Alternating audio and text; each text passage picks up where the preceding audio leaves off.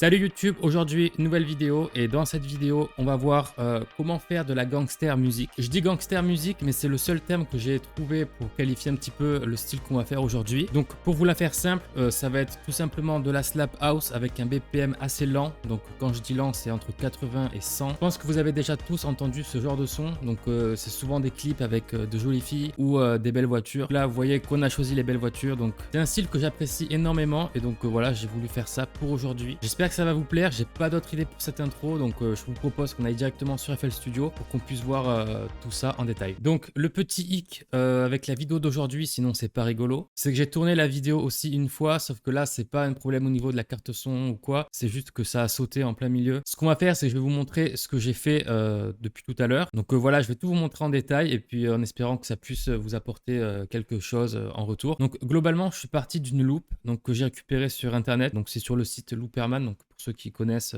c'est des partages communautaires, chacun partage un petit peu ses samples et voilà, on peut récupérer à droite, à gauche des samples d'autres personnes. Donc j'ai récupéré ce petit bout de sample, donc c'est un Bonjo, si on écoute.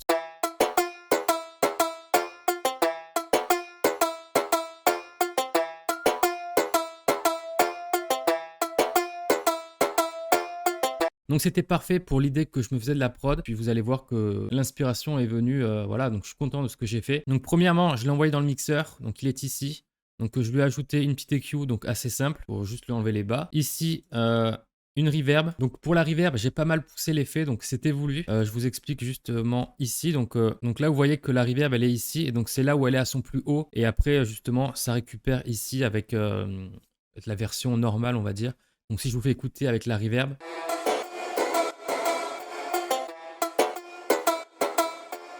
Voilà, donc c'était voulu. Pourquoi j'ai fait ça, je sais pas. C'était sur le moment, c'était assez cool. Donc si on continue du coup un kickstart assez basique, donc voilà le pré-réglage que j'ai mis. J'ai baissé un petit peu l'intensité et après un filtre. Je sais plus pourquoi il est là le filtre. J'ai dû l'ajouter dans la prod et puis le supprimer. Donc voilà, je pense qu'il est là, mais il n'est pas utilisé. Donc on fait pas attention à ça. Et voilà pour les effets que j'ai pris pour la loupe. Donc j'aurais pu prendre aussi un plugin pour essayer de gérer un peu la spatialisation, mais encore une fois. Dans ce style de vidéo, on ne voit pas tout ce qui est technique de mixage, mastering et tout.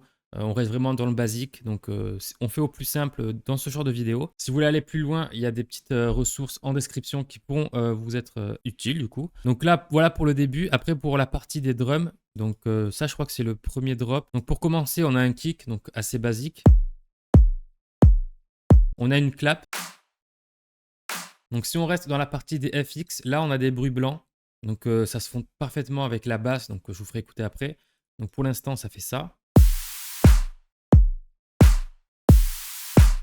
Voilà, donc assez basique. Et ici, on a une petite loupe.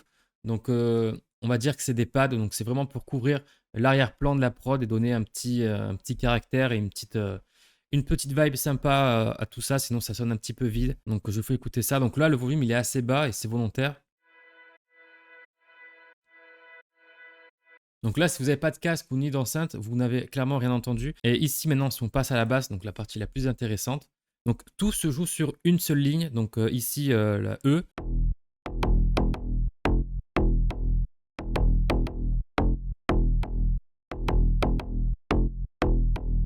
Donc voilà, c'est la même chose qui est jouée du coup 4 fois. Si je prends l'autre basse.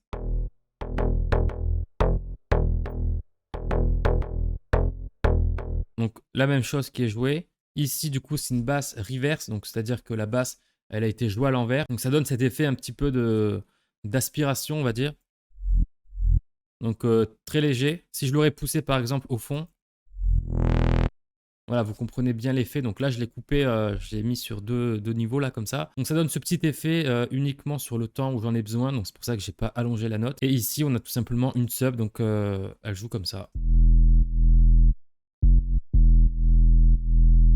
Donc voilà, très basique pour ce pattern de basse. Donc vous voyez finalement qu'il n'y en a pas énormément. Donc dans le mixeur, pour l'instant, il n'y a qu'un kickstart. Donc voilà, uniquement le sidechain. Et je trouvais que le mixage était assez bon. Donc après, bien sûr, que j'aurais pu prendre chacune des basses, les envoyer dans une piste séparée dans le mixeur, puis les traiter indépendamment les unes des autres. Donc c'est-à-dire prendre une EQ sur chacune et essayer de sculpter un peu comme ça les fréquences pour leur donner chacun leur petit caractère, on va dire. Mais je trouvais que c'était bon comme ça, donc j'ai pas voulu aller plus loin non plus. Donc voilà pour ce pattern de basse. Ici, j'ai un petit FX. Voilà, donc je sais pas trop ce que ce bruit représente, mais c'était parfait dans la prod. Ici, on a des petits FX aussi qui se jouent tous les temps. Voilà, donc assez simple. Pour la deuxième partie du drop, j'ai ajouté des loops. Donc là, c'est une loop de hâte. Et une deuxième.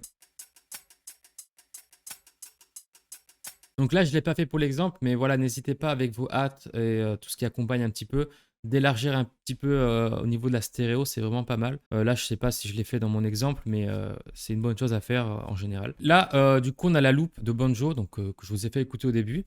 Et ici, j'ai découpé des petites notes, du coup, pour essayer de faire une espèce de build-up, comme si j'avais une montée de snare, du coup, avant que ça envoie la deuxième partie du drop. Et ça fait son petit effet, donc je vous fais écouter ça.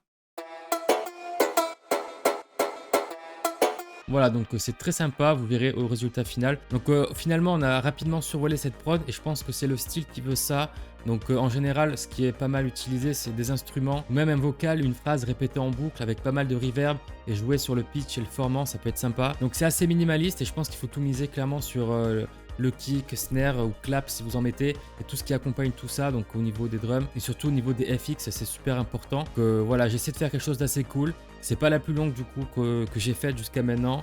Il y en aura des plus longues bien sûr. Mais en tout cas voilà, ça fait le taf. Je suis content du résultat. Dommage que vous n'ayez pas pu voir la vidéo que j'ai tournée juste avant. J'espère vous avoir apporté quand même quelques petites notions sympas et vous avoir fait kiffer tout simplement. À l'heure où je tourne la vidéo, on est 600 abonnés, donc je sais pas si vous voyez bien, je sais pas si le focus se fait correctement, mais on est 600, donc tout pile. Vraiment merci à vous de vous abonner, d'être là chaque jour, à me supporter, mettre vos likes, mettre des commentaires sur mes vidéos, ça me fait extrêmement plaisir. Donc continuez, abonnez-vous en masse, likez si la vidéo vous plaît, n'hésitez pas à mettre des commentaires, je réponds à tout le monde. J'espère que la vidéo vous a plu et que le résultat va vous plaire. Et moi je vous dis à la prochaine pour une nouvelle vidéo, c'était Lucas.